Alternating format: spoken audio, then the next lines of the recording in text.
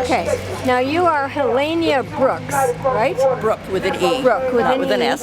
And do you mind saying your what you do? I'm the executive director of the San Francisco Mental Health Board.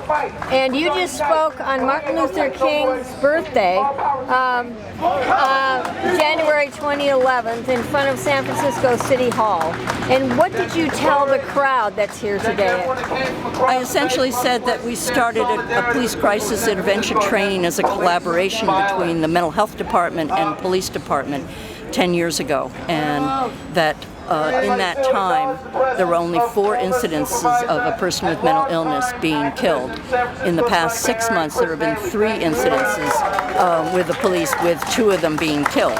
So, and the other thing that I really emphasize is that the San Francisco police officers who took the training really found it valuable, and officers who had been in the force for 30 years said it was the most valuable training they had had since of all the trainings they've had in the police department. And so I just think we really, we must provide this training for our officers. Did they stop this training? The training was stopped in June. The last training was June 2010. It was not refunded for the new fiscal year. And we are here today because the SFPD, I'd like to get a statement from you about this. The SFPD shot a disabled man in a wheelchair with a beanbag, I think, recently in the last month in San Francisco.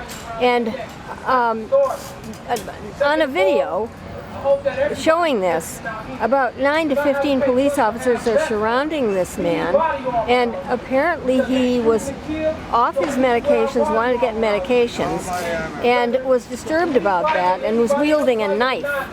But instead he was shot. We are here in response to that. Do you have a statement to make about that incident?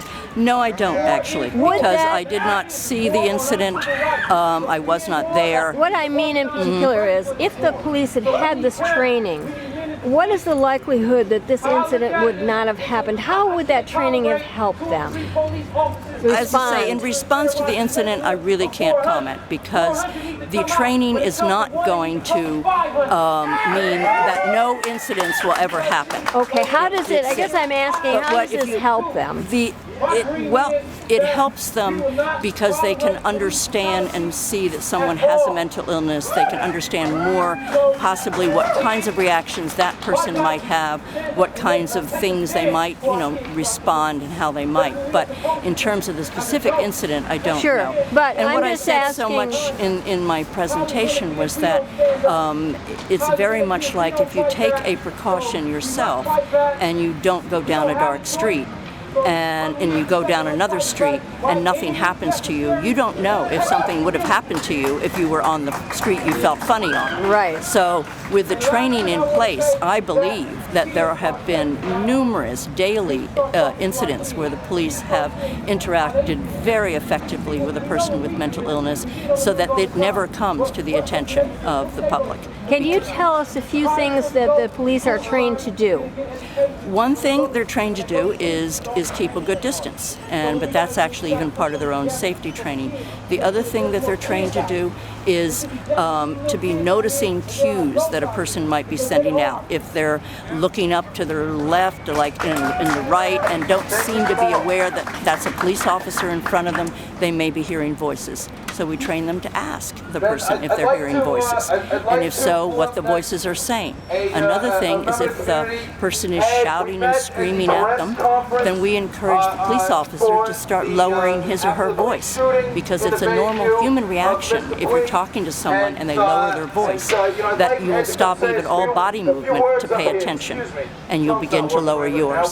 So it's a whole range of being, a lot of the training is so much information and knowledge about mental illness, because when you go into the police field, you don't have necessarily a BA or a PhD in psychology. Right. So you just knowing what you might expect from a person is extremely valuable. Because it prepares you in advance to plan for what you will do. It prepares you to plan. It also on the scene. I mean, most of the time they come upon something. They don't get the dispatch doesn't have a diagnostic history on the phone to give the police officer. They come upon an incident, the call has come in that a person is running down the middle of Market Street, shouting, and that's the call.